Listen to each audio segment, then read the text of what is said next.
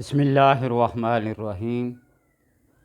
الصلاۃ والسلام علیک یا رسول اللہ وعلی آلک و صحابک یا حبیب اللہ۔ اللہم صلی علی محمد وعلی آل محمد صلی اللہ علیک یا محمد نور من نور اللہ۔ قرض ایک ایسی بیماری ہے، نحوست ہے، پریشانی ہے جو دن اور رات کا چین اور سکون چھین لیتی ہے۔ قرض ایک ایسی بری لعنت ہے جو انسان ادا کیے بغیر مر جائے تو اس کی نماز جنازہ بھی پڑھنا جائز نہیں۔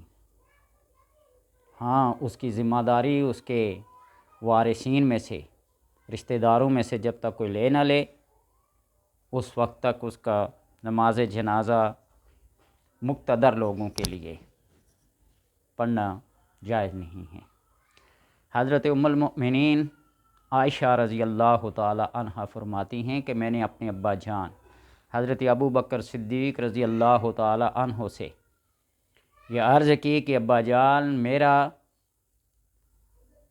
ایک مسئلہ ہے کہ میں نے ایک عورت کا قرض دینا ہے، اگرچہ وہ مجھ سے مطالبہ تو نہیں کرتی لیکن جب بھی وہ سامنے آتی ہے تو آنکھیں شرم سے جھک جاتی ہیں، اس لیے میں چاہتی ہوں کہ وہ مجھ سے مطالبہ کیے بغیر میں اس کا قرض ادا کر دوں، ایسی کوئی صورت، ایسا کوئی ذریعہ، ایسا کوئی سبب بن جائے۔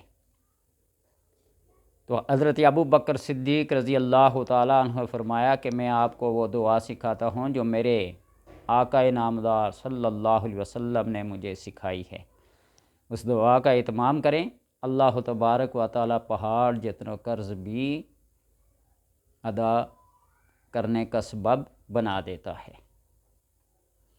وہ دعا کون سی ہے جو آپ صلی اللہ علیہ وسلم نے حضرت ابو بکر کو سکھائی اور پھر آپ نے حضرت عائشہ کو سکھائی؟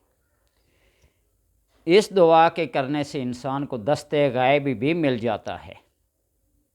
دست غائب کا مطلب یہ ہے کہ بیٹھے بٹھائے بغیر کسی محنت کے، بغیر کسی سبب کے اللہ تبارک و تعالیٰ اپنے خزانہ غائب سے ادا کر دیتا ہے۔ تو فرماتی ہیں کہ میں نے اس دعا کا اہتمام کرنا شروع کر دیا، پڑھنا شروع کر دیا۔ اللہم فارج الہم، اللہم فارج الہم، کاشف الغم، مجیب دعوت المضطرین، مجیب دعوت المضطرین، رحمان الدنیا والآخرہ ورحیمہما، رحمان الدنیا والآخرہ ورحیمہما۔ اللہم فارج الہم، کاشف الغم، مجیب دعوت المضطرین، رحمان الدنیا والآخرہ ورحیمہما، انت ترحمنی فرحمنی برحمت تغنینی بہا ان رحمت من سواک۔ یہ دعا پڑھیں، اللہ تبارک و تعالی اپنے غائبی خزانے کھول دیتا ہے اور پھر انسان کے اوپر پہاڑوں جتنا قرض ہو، بے شمار لا تعداد، تو اللہ تبارک و تعالی اس کے اسباب غائبانہ طور پر اپنے خزانے غائب سے ادا کر دے گا۔ اور یہ حقیقت ہے کہ بندہ جب مضطر ہوتا ہے، بے قرار ہوتا ہے، مجبور ہوتا ہے، محتاج بن جاتا ہے، اس کو کہیں کوئی سبب نظر نہیں آتا تو اس کو پھر اللہ تبارک و تعالیٰ کا دروازہ ہی نظر آتا ہے۔ ہاں، مسلمان تو مسلمان، کفار و مشرکین بھی جب کسی مصیبت میں گرفتار ہوتے تو اللہ ہی کی طرف متوجہ ہوتے، اور جب وہ مصیبت ٹل جاتی تو پھر اپنے اپنے بت، کوئی پتھر کا، کوئی لکڑ کا، کوئی کسی کا، کوئی کسی کا، اس کے آگے سر جھکاتے۔ ہماری بھی آج یہ ہے عادت، فلاں مزار پہ جائیں گے، چادر چڑھائیں گے، دیا جلائیں گے، نذرانہ دیں گے، وہاں جا کر ہاں اس کو وسیلے کے طور پر پیش کریں، اس کو حقیقی حاجت روا نہ سمجھیں کہ بابا جی سب کچھ کرنے والے نہیں، بابا جی بھی اللہ کے محتاج ہیں، پیر فقیر اولیاء سب اللہ تبارک و تعالی ہی کے آگے جھکتے ہیں، اسی سے مانگتے ہیں۔ یہ مت کسی کو سمجھیے کہ فلاں بابے کے پاس جائیں گے، فلاں پیر کے فلاں فقیر کے پاس جائیں گے وہ مجھے سب کچھ دے دے گا، وہ بھی اللہ تبارک و تعالیٰ کے آگے عرض کرے گا تو پھر تمہیں کوئی دے تو دے، ورنہ وہ خود محتاج ہے، تمہیں کیا دے گا، حقیقت ہے۔ تو حضرت عائشہ رضی اللہ تعالیٰ عنہ فرماتی ہیں پھر میں نے ساری زندگی کسی سے نہ قرض لینے کی ضرورت محسوس ہوئی اور نہ ہی کسی سے قرض مانگا۔ اللہ تبارک و تعالیٰ نے اتنا وسیع و عریض دیا، اتنا وسیع و عریض، پھر غریبوں، مسکینوں، یتیموں، بیواؤں کو تقسیم کرتی رہتی۔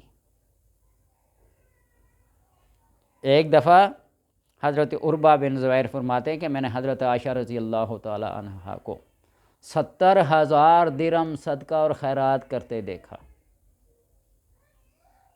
تو جب آئے نا اللہ تبارک و تعالی کرم کرے تو پھر اپنے گھروں کی چھتیں اور دیواریں لمبی چوڑی کشادہ کرنے کی کوشش نہ کریں، اپنے دسترخوان کو لمبا کریں، غریبوں، محتاجوں، مسکینوں، بیواؤں کے لیے ان کی حاجت روائی کریں، ان کی مشکلات کو دور کریں۔ بندہ مومن جب کسی بندہ مومن کی مشکل کو دور کرتا ہے تو اللہ تبارک و تعالیٰ اس کی مشکلات کو آسان کر دیتا ہے، قیامت کی بڑی بڑی مشکلات کو اس سے دور کر دیتا ہے،